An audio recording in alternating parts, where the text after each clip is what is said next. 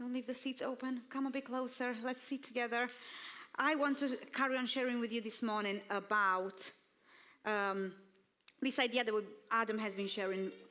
On a normal Sunday, I am here with my 3 children, and I don't get to listen a lot to the word or who's sat in the front, but it's really nice to be able, gone back and listened to the words that have been happening in the last few weeks, and they are just amazing.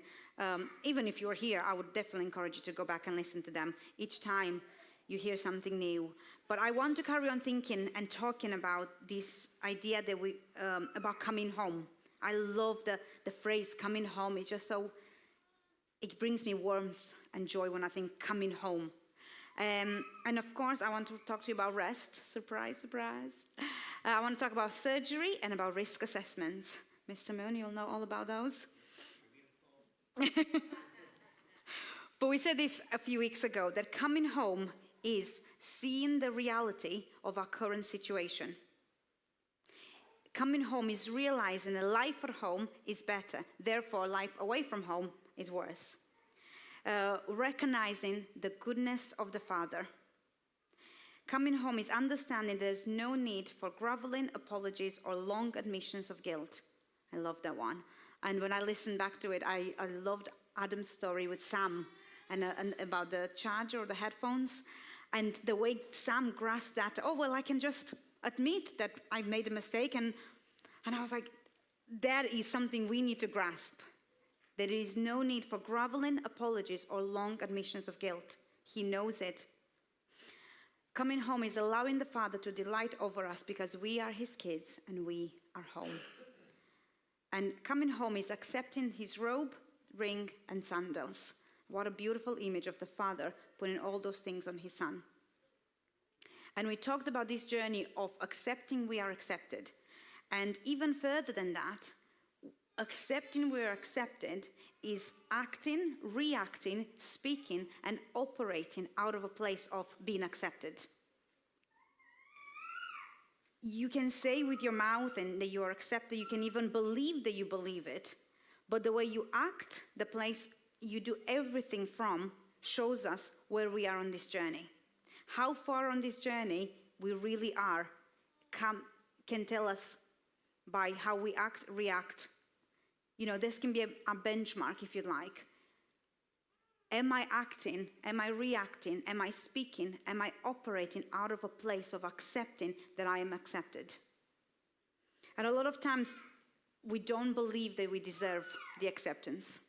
We fight it, we argue, we just have reasons for why it's not true.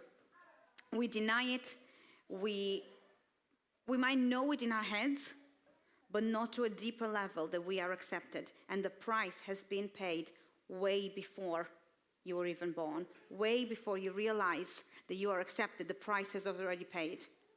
So arguing with why you are worthy of it or not just kind of denies what has already been done for you.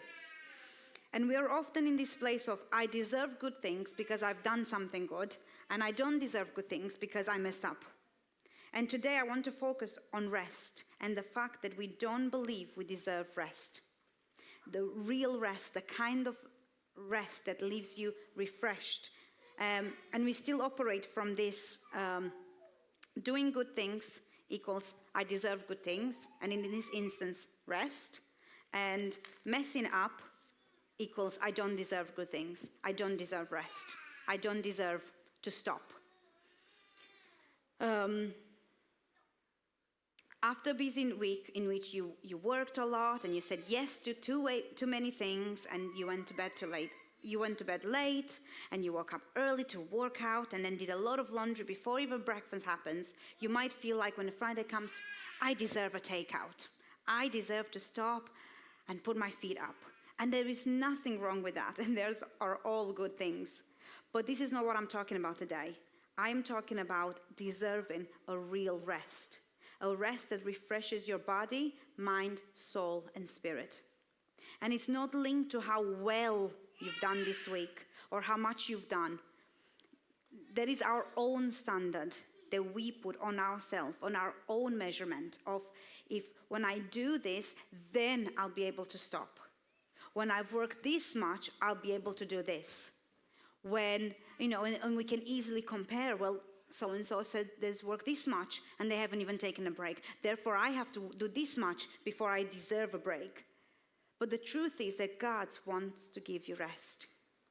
Wants you to take your burden and replace it with his burden and his yoke that is light and easy. And part of accepting we are accepted is accepting we need rest.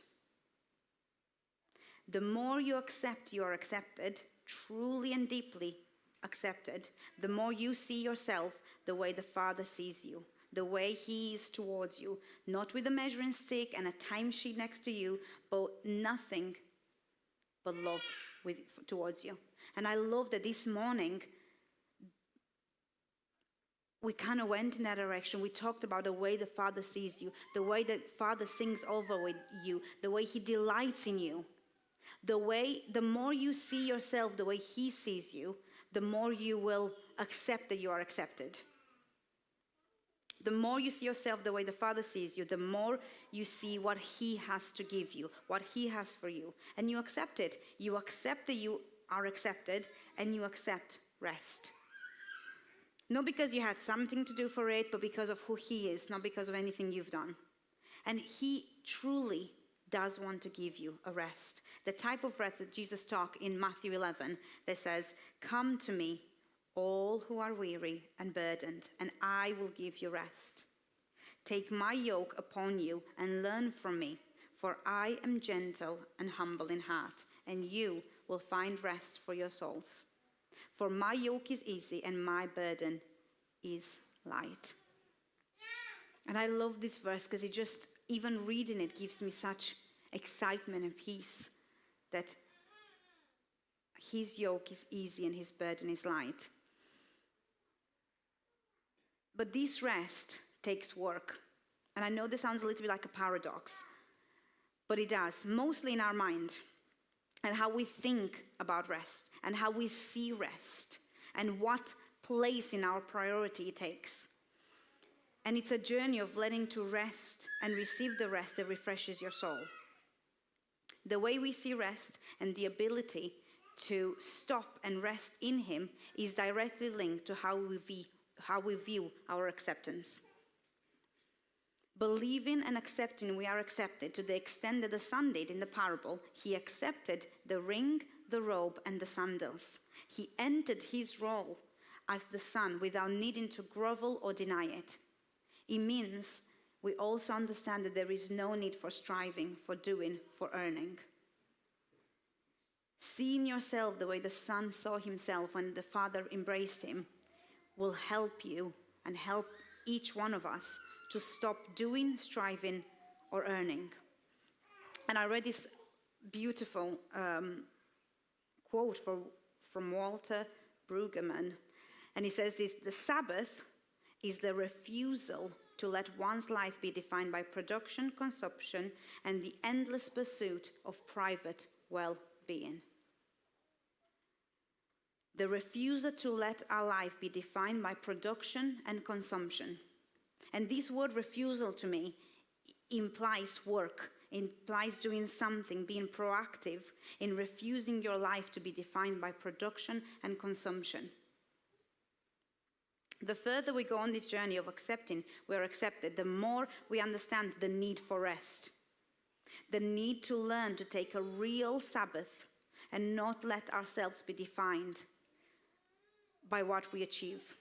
To not let be defined by production and consumption and achieving. And I'm not saying to not be productive. I'm not saying to not clean, cook, tidy, take care of your house, take care of your family. Those are all good things. I am saying let's work on not letting those things define us. When we are defined by him and his love, it's easy or easier to stop and leave everything behind to be with him. When we find rest in him, we take upon his yoke rather than our own. Our identity, when our identity is fine in all the things that we do, then of course we're not going to want to stop doing those things. Because if I stop doing them, then who am I? So everything that we do is good. You go to work, amazing. You take care of your family, great. You clean your house until it's spotless, amazing. But are those things defining you?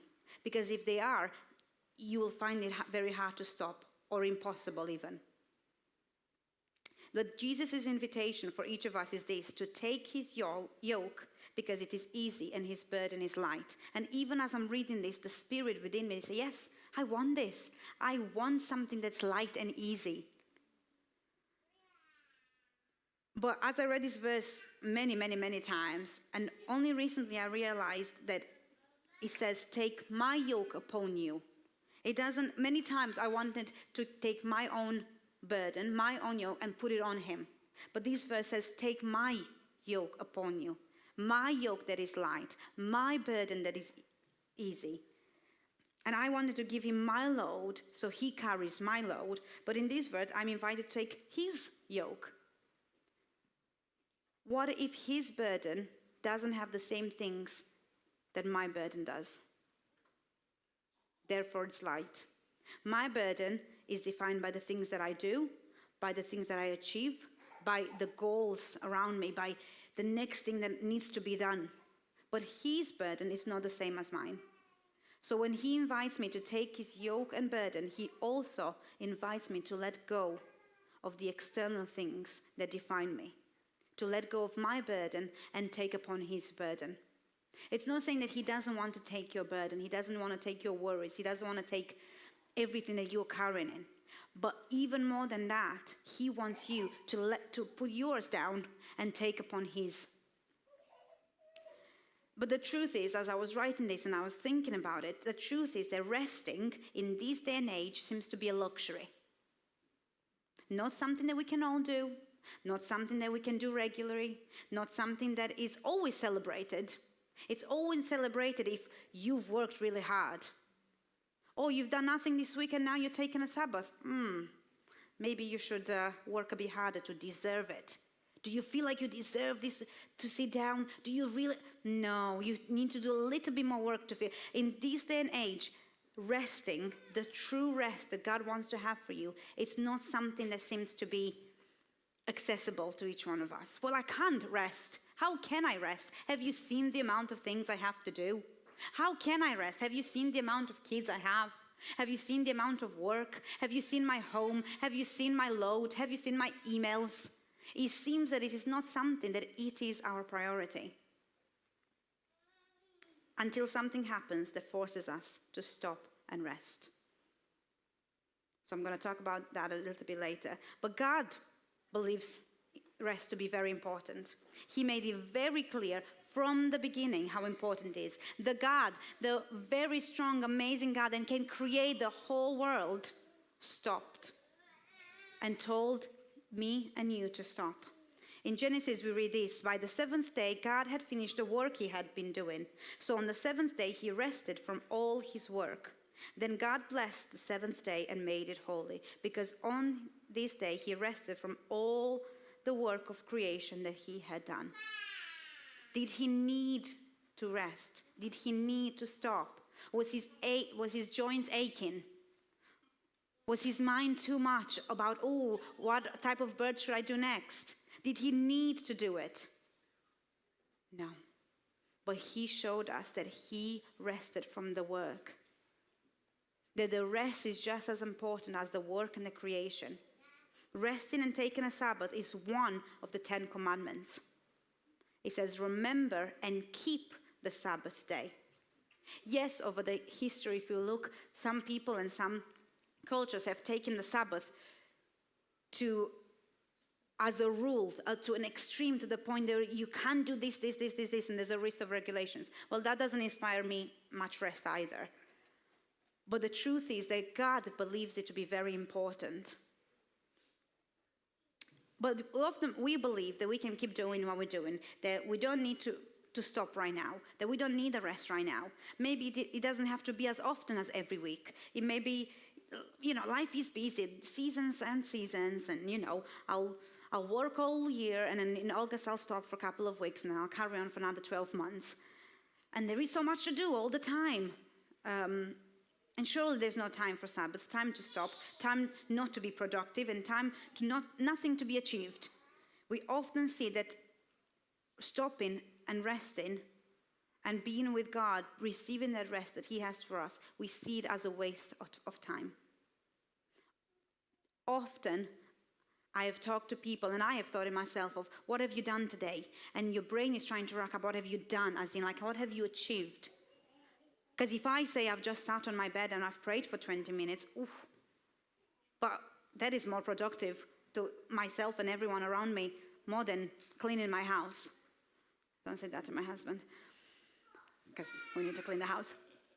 But the truth is, when someone's asking you, what have you done today? How's your week been?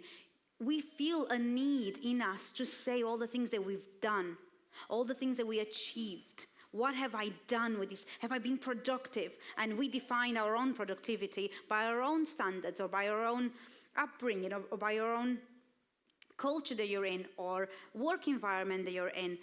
But the truth is, we can't afford not to stop and rest and receive the real rest.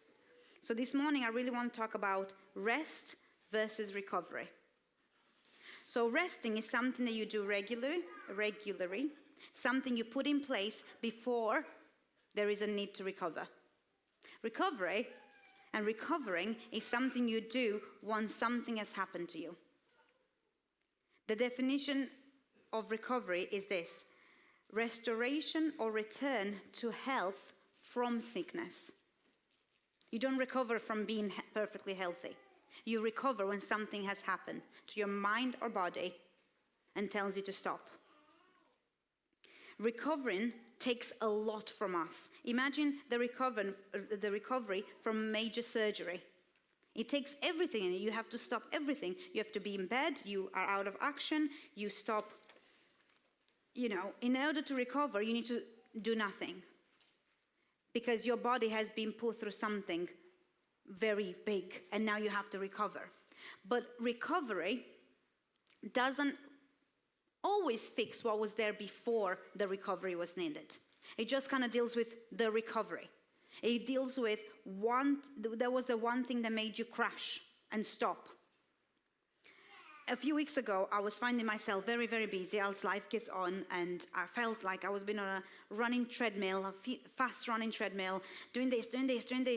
Who has time to stop? And I was sharing this with a friend, and she said, make sure you stop before you are made to stop. And I remember thinking, great advice. And I actually did think it was great advice, and I'm like, I better keep that in mind and do it. But it didn't happen. And surely enough, about 2 weeks later, I had the worst migraine ever. And I don't get migraines often, but it was horrible, to the point where I had to have my sunglasses indoors. My head was pounding. It did not help that my kids were screaming their heads off. And I just had to stop. And in that moment, the plans that I had for the day had to stop. My husband had to take a day off, which was not planned, so it was not great. I had to stop everything to recover from this migraine. So I was in bed for a whole day recovering from a migraine, which in essence was good. My body needed that. My body was telling me, please stop. I actually told you this 2 weeks ago, but you didn't listen. 24 hours later, I was feeling better, but that recovering time didn't really deal with the tiredness and the overwhelm and the exhaustion that was there before the migraine. It just kind of dealt with, let's deal with this migraine, because you kind of need to carry on. But I was not in a better place than before the migraine. The recovery helped with the crisis, but it didn't give me all I needed before I had it. Something else had to be put in place so I don't end up with a migraine again. Resting happens before the recovery is needed. Resting in Jesus is even more necessary. So very similar to a risk assessment that a teacher might do before a trip, or a company before a big change, I've done this when I was a teacher. If you do a trip, you might think, okay, where is the trip happening? If you can assess the trip before, you go to the location and you look around. Okay, there's some twigs. Oh, okay, there's this big tree. This could fall. You assess the risk, and then you think of ways to avoid the risks happening, and then you write up a risk assessment. If you can't go to the location, you have to kind of think about it. Mr. Wood, am I right in saying this? I'm like, I have not done a risk assessment in many years, but hopefully I remember. If you can't go there, you'll have to think about what the possible risk could be. And again, ways of avoiding the risks happening or crisis happening, and then you write up and you put everything in place that you can for the risks not to happen. In a very similar way, resting, we need to maybe think of resting as a risk assessment. Okay, if I don't stop now, what will happen in a week's time, in 2 weeks' time, in a year's time, in 2 years' time, in 10 years' time? And what are the things that I can do now so I benefit 10 years later? What are the things that I need to do now so the risk doesn't happen?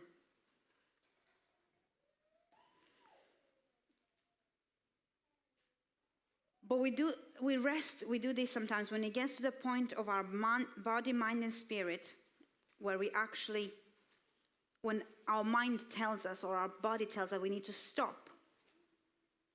That's a point. At that point, we look back and we think, oh, I should have done that.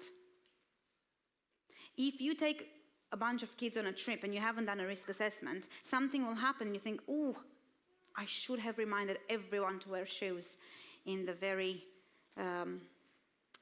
glass-filled beach. Oh no, I should have done that. But at that point, it's a little bit late, and the parents will have a problem. But it's the same with rest. I would get to the migraine, and I'm like, oh, I should have rested 3 days ago, and that I should have done this before doesn't really help with anything. Doesn't bring you anywhere. But we do that all the time, and I want us to learn, and I want us to not live from recovery to recovery to recovery. And as a parent, I can give you, tips and hacks on how to try to find rest in a busy schedule. Wake up at 5 before they wake up. They will wake up at 5 with you. And as a person that had a 9-to-5 job, so I can also give you some ways of resting. But today, I don't really want to focus on the actual practical things that you need to be put in place in order to rest. And trust me, there is lots of practical things that need to be put in place in order to stop and rest. But what I want to talk about is the place where everything comes from.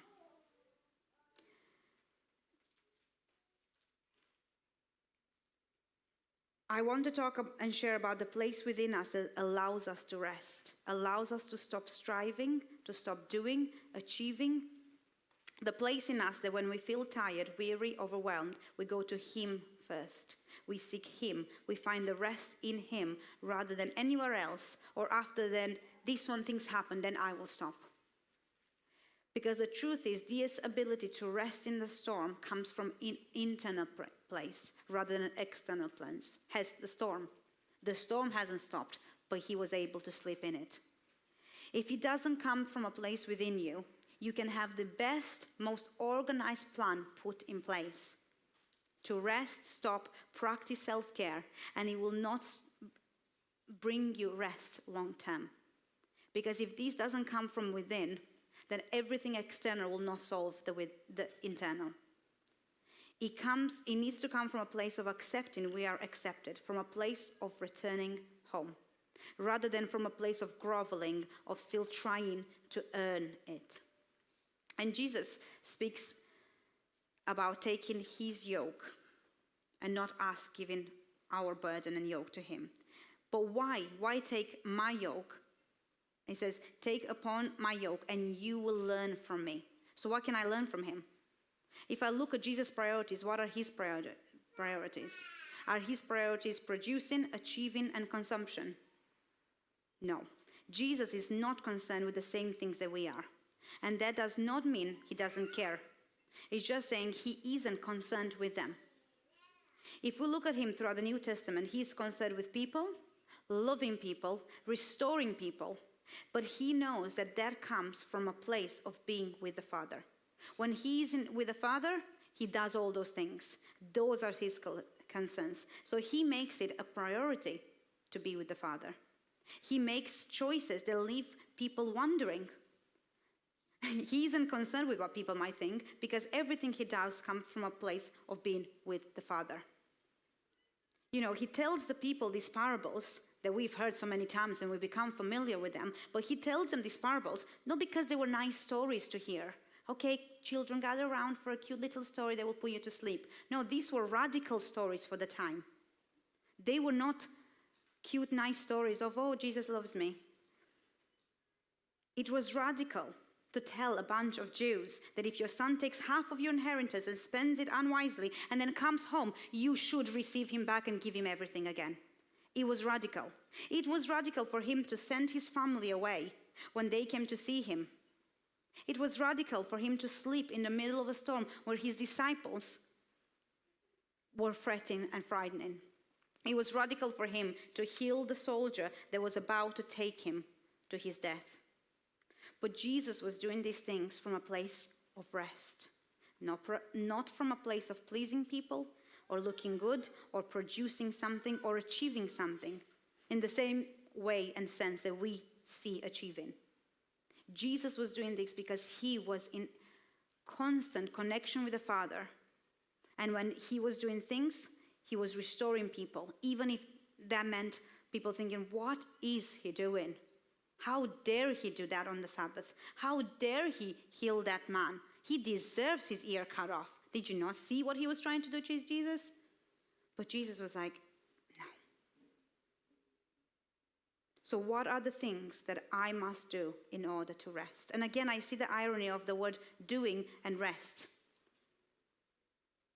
But I have learned over the years that this is very important. So what I'm asking is, what are the things that I need to be put in place in order to operate the same way when there's a storm and a nice calming sea? I want to operate in the same manner when there's everything around me goes great and it's perfect and it's calm, and the same way that when there's a storm happening around me. How can I rest now to avoid recovery later? And for me personally, at this moment in life, is taking a step back from what I'm about to go in and asking him to reveal to me what his priorities are rather than mine. In every situation, big and small. It's happened a few times this week when I'm about to enter something with my priorities and with my thoughts and with my responses. And then I just had to stop for half a second. Lord, give me your priorities. And if anyone would have looked from the outside in, they would have been thinking, what is she doing? That doesn't seem logical. I believe that people thought that about Jesus all the time. What is he doing? But for me, I need to know that in that moment, he is my priority. And I'm using his priorities in this situation. Because my priorities have not given me much rest lately. My priorities have not brought me any further to feeling at peace all the time. So whatever you're going through right now, whatever is on your mind, whatever is troubling you, making you lose sleep, what are you doing about it? Are you fretting? Are you solving? Are you telling him what he should do? Or are you allowing his peace to flood you? Are you taking his yoke upon you? Are you running towards him the same way he's running towards you? Too many times I have looked at something and I started fretting and solving and telling him what he should do. God, if you only do this, you let me tell you how this situation would be amazing. I hope you're laughing because you've done the same thing, not because it's such a silly thing to do. But it is true. How many times have I told him what he should do? As if he has no idea, as if he needed me and my wisdom to tell him how this situation will be much better with my input in it. Or have I taken a step back and allowed him to work? As a parent of 3 under 5, there is always something for me to worry about my children. Whatever the season we are in, there is always something. And right now, I'm dealing with something with one of my children, something that is causing me to worry and causing me to wanting to solve. And, I want to take it all away and causing me to tell God how this could be solved. And I have told him it's a situation that's making me like, okay, God, can we do this? And then I heard him say this to me through someone. There is nothing to do right now more than you are doing. Everything that you're doing is fine. You can't do any more. You can't take it away from him. But that is what resting in the middle of the storm is. And I was like, oh, okay. It was not the answer I would have liked, not the answer I wanted. But the truth is, resting in the storm right now is allowing him to be in this situation. Being in this place right now, not being able to change it, not being able to speed it up, not being able to go back in time and make it better, not being able to throw blame or find out why. And I can rest in it and trust that he has got my children, that he sees them, that he knows the situation better than I can. Or I can carry on with these thoughts of what if I could do this, and I could do that, and I could do this, and if I found this, and I found that, and if that person didn't do this, and if that person did do this, and etc., etc. And then the end of it, or even before, I end up in recovery because I'm burnt out. And the truth is that this second option doesn't actually do anything, doesn't bring me anywhere closer to a solution, doesn't solve anything. All I've done is I felt like I've done something. Have you ever been stuck in traffic, very, very slow traffic? And then you think, oh, I'm going to go the other way. And I am guilty for that. I'm going to go the other way because I know it's quicker. The truth is, most of the times it's not quicker. But you feel like it's quicker because you're actually moving rather than sitting. And then I end up there at the other light, and I'm like, oh, all these cars were in front of me. How am I behind them now? The truth is that sometimes we do things because we feel like doing something helps, even though it doesn't help. I'm going to go this way, and even though there's 20 bumps, and actually I have to drive way slower than if I would have just sat in traffic and waited for my turn, but I feel like I've done something. I feel like I moved. Therefore, I must be going further. I must be going somewhere. And in reality, you haven't got anywhere further. We feel in situation that we need to do something.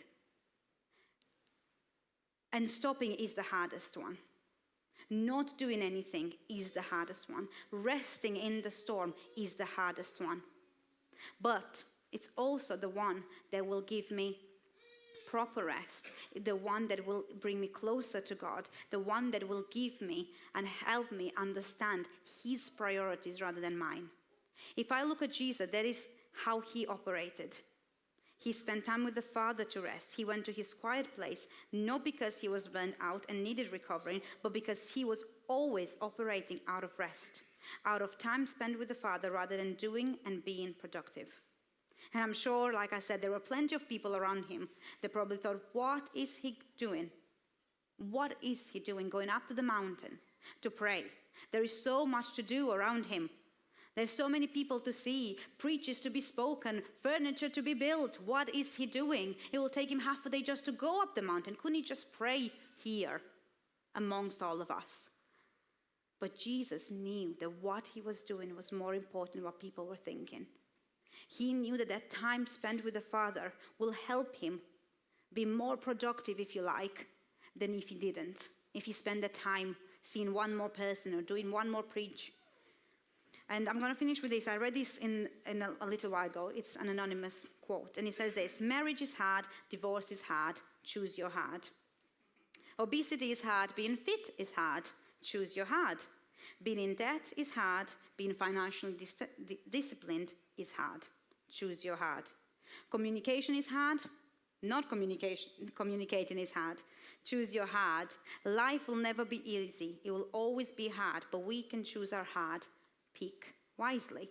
And I would add to this, resting is hard, but recovering is also hard. Choose your hard.